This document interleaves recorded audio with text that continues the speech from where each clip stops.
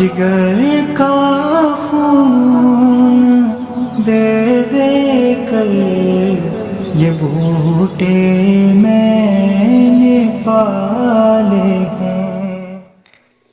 السلام علیکم ورحمۃ اللہ وبرکاتہ۔ ناظرین محترم، کئی روز سے اپنی مصروفیات کی بنا پر فاتح مصر کی قسط نمبر 29 آپ کی نظر نہ کر سکا، اس کے لیے معذرت خواہ ہوں۔ تو آئیے فاتح مصر قسط نمبر 29 آپ کی سماعتوں کے حوالے کرتا ہوں۔ امید ہے آپ کو پسند آئے گی اور ہمارے یوٹیوب چینل تاریخ اسلاف کو سبسکرائب کر کے اپنے احباب کو شیئر بھی کریں گے اور کمنٹ باکس میں اپنی قیمتی آراء سے آگاہ بھی کریں گے۔ بسم اللہ الرحمن الرحیم۔ قسطنطین محاذ سے بزنطیہ جا رہا تھا۔ شہر کے قریب سے ایک ندی گزرتی تھی جو چٹانوں میں سے گھوم پھر کر آگے جاتی تھی۔ وہاں ندی کے کنارے درختوں کے اتنے جھنڈ تھے کہ دور سے کچھ نظر نہیں آتا تھا اور وہ جگہ بہت خوبصورت تھی۔ قسطنطین کو اس جگہ کے قریب سے گزرنا تھا۔ وہ کچھ اور قریب ہوا تو اسے ایسے قہقہے اور کچھ ایسا شور سنائی دیا جیسے بچے یا لڑکیاں ندی میں نہا اور کھیل رہی ہوں۔ اس نے گھوڑے کی رفتار کم کر لی۔ اتنے میں ایک لڑکی دوڑتی ہوئی سامنے آئی۔ اس کے پیچھے ایک اور لڑکی دوڑ رہی تھی، وہ کھیل رہی تھی۔ یہ وہ 20-25 نوخیز لڑکیاں تھیں جنہیں قبائل کے سردار اپنے ساتھ لائے تھے کہ ہرقل کو دکھا کر بتائیں کہ یہ ہے ہماری عزت اور آبرو جسے ہم مسلمانوں سے برباد نہیں کروانا چاہتے۔ ان لڑکیوں کو بزنطیہ کے محل میں ہی رکھ لیا گیا تھا کہ وہاں محفوظ رہیں گی۔ وہ سب اس روز ندی میں نہانے اور کھیلنے آئی تھی۔ ان میں سے 2 لڑکیاں ایک دوسری کے پیچھے دوڑتی ندی سے ذرا ہٹ کر چٹانوں سے نکلی اور قسطنطین کے سامنے آ گئی۔ ان میں پیچھے دوڑنے والی لڑکی 16-17 سال عمر کی تھی اور جس کے پیچھے دوڑ رہی تھی وہ 12-13 سال عمر کی تھی۔ قسطنطین کی نظریں بڑی لڑکی پر جم گئی۔ ایک تو وہ تھی ہی بہت خوبصورت اور نوخیز، اور دوسرے یہ کہ وہ نیم برہنہ تھی۔ قسطنطین بادشاہ کا بیٹا تھا، بلکہ شہزادہ تھا، اور سلطنت روم کا اگلا بادشاہ اسی کو بننا تھا۔ یہ بادشاہ اپنی رعایا کی لڑکیوں کو اپنی ملکیت سمجھا کرتے تھے۔ قسطنطین نے اپنا گھوڑا اس لڑکی کے آگے کر لیا۔ چھوٹی لڑکی کچھ دور رک کر قسطنطین کو دیکھنے لگی۔ قسطنطین نے جس لڑکی کو روکا تھا اس کے چہرے پر خوف کا تاثر آ گیا اور وہ الٹے قدم آہستہ آہستہ پیچھے ہٹنے لگی۔ قسطنطین گھوڑے سے کود کر اترا اور اس لڑکی کی طرف بڑھنے لگا اور اسے پیار سے قسطنطین بلا رہا تھا، لیکن لڑکی پیچھے ہٹتی جا رہی تھی۔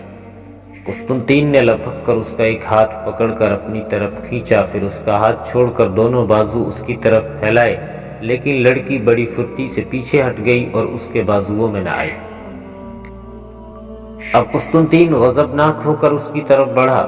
لڑکی پیچھے کو مڑ کر بھاگنے لگی، لیکن ٹھوکر کھا کر گر پڑی۔ وہ اٹھے بغیر پیچھے کو سرک رہی تھی۔ اس کے اور قسطنطین کے درمیان 3 قدموں کا فاصلہ تھا۔ اچانک ایک گھوڑا کہیں سے سامنے اور ان دونوں کے درمیان آ کر رک گیا۔ قسطنطین نے سوار کو دیکھا تو وہ اس کا چھوٹا بھائی یوکلس تھا جس کا ایک بازو سوکھ کر بیکار ہو گیا تھا۔ قسطنطین نے بڑے غصے میں اسے راستے سے ہٹ جانے کو کہا۔ یوکلس گھوڑے سے کود آیا۔ وہ قریب ہی سے گزر رہا تھا تو اس نے یہ منظر دیکھا۔ ہو سکتا تھا کہ وہ ان لڑکیوں کو دیکھنے ہی آیا ہو اور نیت اس کی بھی ایسی ہو جیسی قسطنطین کی تھی، لیکن وہ اس لڑکی کا محافظ بن گیا جس پر قسطنطین جھپٹ رہا تھا۔ قسطنطین نے تلوار نکال لی۔ یوکلس کود کر گھوڑے سے اترا اور گھوڑے کو ٹھوکر مار کر آگے کر دیا اور اس نے بھی تلوار نکال لی۔ دونوں تلواریں تان کر ایک دوسرے کی طرف دیکھنے لگے اور وار کرنے اور روکنے کے لیے تیار ہو گئے۔ میرے سامنے سے ہٹ جاؤ یوکلس، قسطنطین نے چیلنج کے لہجے میں کہا۔ پہلے ہی تیرا ایک بازو نہیں، میں تجھے دوسرے بازو سے بھی محروم کر دوں گا۔ پھر پہلا وار تو کر، یوکلس نے کہا۔ تجھے افسوس نہ رہے کہ وار کرنے کا موقع نہیں ملا تھا۔ یہ لڑکیاں ہماری مہمان ہیں، میں تجھے کسی لڑکی کی طرف بدنیتی کی آنکھ سے دیکھنے بھی نہیں دوں گا۔ جس طرح یوکلس کا گھوڑا اچانک قسطنطین اور لڑکی کے درمیان آ گیا تھا، اسی طرح ایک گھوڑا قسطنطین اور یوکلس کے درمیان آن رکا اور اس کا سوار گھوڑے سے اترا۔ ان دونوں نے دیکھا وہ ہرقل کے محافظ دستے کا ایک عہدیدار تھا۔ قسطنطین کے سامنے اس کی حیثیت اس کے ایک ملازم کی سی تھی۔ قسطنطین نے حکم دیا کہ وہ آگے سے ہٹ جائے۔ میں شاہی خاندان کے محافظوں میں سے ہوں، اس محافظ عہدیدار نے کہا۔ شاہی خاندان کے ہر فرد کی حفاظت کرنا میری ذمہ داری ہے۔ میں ایک لڑکی کی خاطر دو شہزادوں کو ایک دوسرے کا خون بہاتے نہیں دیکھ سکتا۔ پہلے آپ دونوں مجھے قتل کریں اور اس کے بعد ایک دوسرے کا خون بہا لیں۔ اس شخص نے ایسی باتیں کی کہ قسطنطین نے اپنی تلوار نیام میں ڈال لی۔ یوکلس نے ادھر ادھر دیکھا، لڑکی وہاں نہیں تھی بلکہ تمام لڑکیاں وہاں سے بھاگ گئی تھی۔ وہ محافظ جس نے ان دونوں بھائیوں کو ایک دوسرے کا خون بہانے سے روکا، ان لڑکیوں کے ساتھ آیا تھا۔ اس کے ساتھ چند اور محافظ بھی تھے جو لڑکیوں سے دور دور پہرے پر کھڑے تھے۔ یہ عہدیدار اتفاق سے ادھر آ نکلا تھا۔ قسطنطین بڑے غصے کے عالم میں سوار ہوا اور وہاں سے یوکلس کو گھورتا ہوا چلا گیا۔ یوکلس بھی واپس اپنے گھر چلا گیا اور فوراً بعد ہرقل نے اسے بلایا اور بہت ڈانٹا کہ اس نے بڑے بھائی کی بے عزتی کی ہے۔ یوکلس کچھ بھی نہ بولا۔ اسے معلوم تھا کہ قسطنطین ہرقل کا چہیتا بیٹا ہے اور وہ اسی کو ٹھیک سمجھے گا۔ یوکلس وہاں سے چپ چاپ واپس آ گیا۔ وہ عجیب سے ذہن کا نوجوان تھا۔ ہرقل کی ڈانٹ ڈپٹ کے بعد وہ محل کے اس حصے میں گیا جہاں قبائلی لڑکیاں رہتی تھی۔ اس نے پوچھا کہ وہ لڑکی کون تھی جس پر شہزادہ قسطنطین جھپٹ رہا تھا۔ وہ لڑکی سامنے آ گئی اور اس نے یوکلس کا شکریہ ادا کیا کہ اس نے اس کی عزت بچا لی۔ یوکلس نے اس سے پوچھا کہ اس کا قبیلہ کون سا ہے اور اس کے باپ کا نام کیا ہے۔ اس نے قبیلے کا نام بتایا اور باپ کا نام بھی۔ یوکلس وہاں سے چل پڑا۔ اگلے روز وہ علی الصبح بزنطیہ سے گھوڑے پر سوار ہو کر نکلا اور اس نے گھوڑا دوڑا دیا۔ بڑی لمبی مسافت طے کر کے اس جگہ پہنچا جہاں قبائلی لشکر اور فوجی رکے ہوئے تھے۔ یوکلس لڑکی کے قبیلے کا نام لے کر پوچھتا پھرا کہ اس قبیلے کے آدمی کہاں ہوں گے۔ اسے بتایا گیا کہ یہ تو ڈھونڈنے والی بات ہے، بتایا نہیں جا سکتا کہ کون کہاں ہے۔ مختصر قصہ یوں ہوا کہ یوکلس نے اس لڑکی کے باپ کو ڈھونڈ نکالا۔ یہ باپ اپنے قبیلے کا سردار تھا۔ یوکلس نے اسے بتایا کہ اس کی لڑکی کو اس نے کس طرح بچایا ہے اور ان قبائلیوں کے لیے بہتر یہ ہے کہ اپنی لڑکیوں کو محل سے نکال لیں ورنہ وہاں کسی کی بھی عزت محفوظ نہیں رہے گی۔ یوکلس نے یہاں تک کہہ دیا کہ خود ہرقل کی نیت ان لڑکیوں کے متعلق صاف نہیں۔ اتنی سی بات کہہ کر یوکلس وہاں سے واپس چل پڑا۔ لڑکی کا باپ خود قبیلے کا سردار تھا۔ وہ تو ہرقل کے پاس یہ فریاد لے کر آئے تھے کہ ان معصوم لڑکیوں کی عزت کی حفاظت چاہتے ہیں، لیکن محل ہی میں ان کی عزت پر حملے ہونے لگے۔ اس شخص نے اپنے قبیلے کو اکٹھا کیا اور یہ بات انہیں سنائی۔ ہر شخص بھڑک اٹھا اور سبھی ایک ہی بات کہنے لگے کہ شاہ ہرقل کے پاس چلو اور اسے کہیں گے کہ ہم اپنی لڑکیوں کو یہاں سے لے جا رہے ہیں۔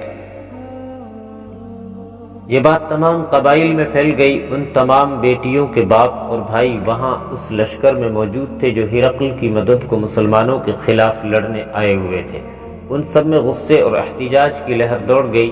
وہ تو ہرقل کے پاس جانے کو تیار ہو گئے، لیکن بعض نے مشورہ دیا کہ قسطنطین واپس آ جائے تو پہلے اس کے ساتھ بات کریں گے۔ قبائلیوں میں بددلی پیدا ہو گئی تھی۔ 2-3 روز بعد قسطنطین آ گیا تو تمام قبائل کے سرداروں نے اسے گھیر لیا اور بتایا کہ ان کی لڑکیوں کے ساتھ یہ سلوک شروع ہو گیا ہے تو وہ اپنی لڑکیوں کو بزنطیہ سے لے کر واپس چلے جائیں گے۔ قسطنطین نے انہیں جھوٹ بول کر کہ یہ واقعہ بالکل غلط ہے راضی کرنے کی کوشش کی، لیکن وہ راضی نہیں ہو رہے تھے۔ ان سب میں ایک معمر سردار بھی تھا جو اس عمر میں لڑنے کے قابل نہیں تھا، لیکن اپنے قبیلے کے ساتھ آ گیا تھا۔ اس نے کہا کہ کوئی اور آدمی یہ بات سناتا تو شاید اس پر جھوٹ کا شک کیا جاتا، لیکن یہ بات سنانے والا ایک شہزادہ ہے، شہزادوں کو جھوٹ بولنے کی کیا ضرورت تھی؟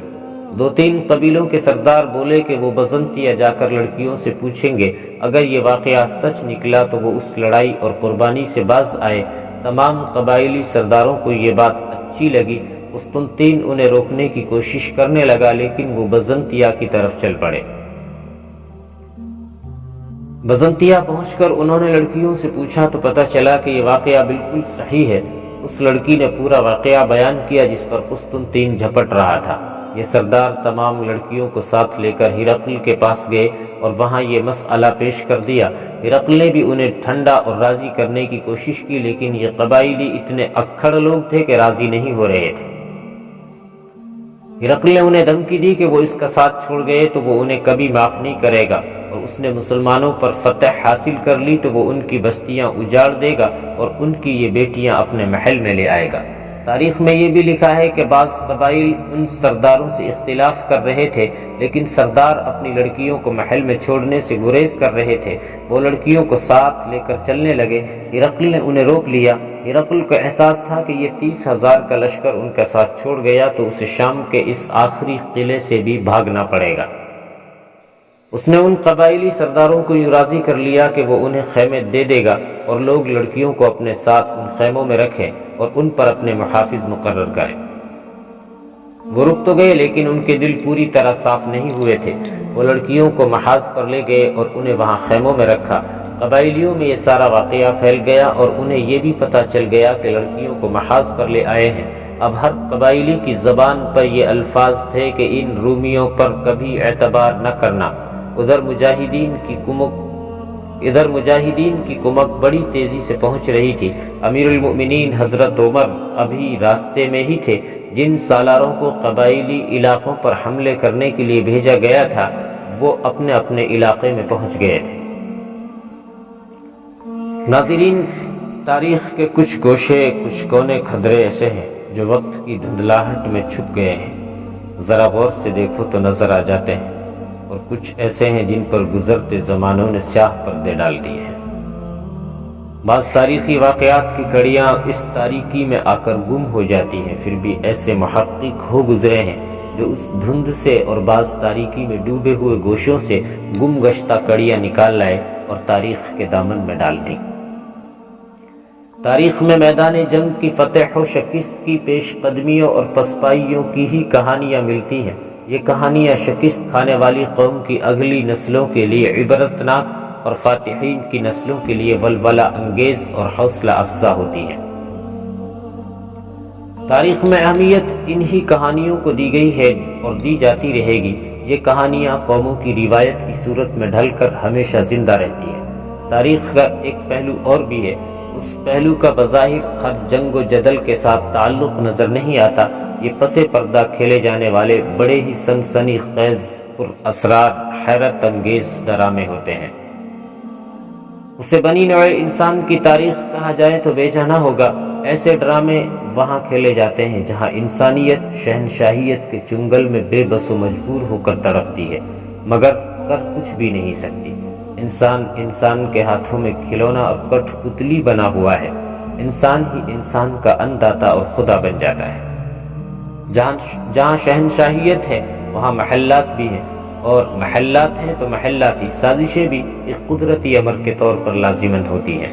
محلاتی سازشوں کے اثرات محلات کی چار دیواری تک ہی محدود نہیں رہتے، دیواریں پھاند کر باہر آ جاتے ہیں اور میدان جنگ تک جا پہنچتے ہیں، اور فتح و شکست تک کو بھی اپنی زد میں لے لیتے ہیں۔ تاریخ نے ان ڈراموں اور ان سازشوں کو کم ہی اہمیت دی ہے، لیکن یہ ڈرامے جہاں دلچسپ ہیں وہاں سبق آموز اور عبرتناک بھی ہیں۔ صرف اسلام ایک ایسا دین ہے جس نے شہنشاہیت کے خاتمے کو اپنی بنیادی تعلیمات میں شامل کیا۔ اسلام نے چھوٹے بڑے کی تمیز ختم کی اور تکریم انسانیت کا سبق صرف دیا ہی نہیں بلکہ اللہ کے قانون کی شکل میں نافذ کیا اور اس پر سختی سے عمل کرایا۔ دنیا کفر جو اسلام کے خلاف اٹھ کھڑی ہوئی تھی، اس کے پیچھے مذہبی نظریات کا اتنا عمل و دخل نہیں تھا جتنا شہنشاہیت کو تھا۔ وہ سب بادشاہ اور شہنشاہ تھے۔ شہنشاہیت اور فرعونیت کے خاتمے میں انہیں اپنی موت نظر آ رہی تھی، لیکن فتح اسی نے پائی جس نے انسانوں کے دلوں کو فتح کیا، تلوار سے نہیں پیار سے۔ یہ فاتحین تھے، اللہ کے نام لیوا اور شمع رسالت کے پروانے۔ اسلام کو بھی اس وقت زوال آیا جب خلافت شہنشاہیت کے رنگ ڈھنگ اختیار کرنے لگی۔ ہم جس دور کی بات کر رہے ہیں اس وقت مسلمانوں میں مساوات تھی، برابری تھی، جسے مساوات محمدی کہا گیا تھا اور آج تک کہا جاتا ہے۔ اللہ اور انسان کے درمیان نہ کوئی خلیفہ آ سکتا تھا نہ کوئی عالم دین۔ خلیفہ دوم امیر المومنین حضرت عمر نے ایک موقع پر کہا تھا، اللہ نے اپنے بندوں کو آزاد پیدا کیا ہے، تم نے انہیں غلام کیسے بنا لیا ہے؟ یہ داستان ایک شہنشاہ کی جس کا نام ہرقل تھا اور جس نے شاید کبھی سوچا ہی نہیں تھا کہ فرعون کس انجام کو پہنچے تھے، اور روم کا یہ بادشاہ اپنے آپ کو فرعون سمجھ بیٹھا اور ملک شام کی بازی ہار کر سرحد پر بیٹھا ہاری ہوئی بازی جیتنے کے خواب دیکھ رہا تھا۔ آئیے دیکھیں یہ بازی آخر کس نے ہاری، کس نے جیتی، اللہ کے بندوں کے بہی خواہوں نے یا بادشاہت کے پجاریوں نے؟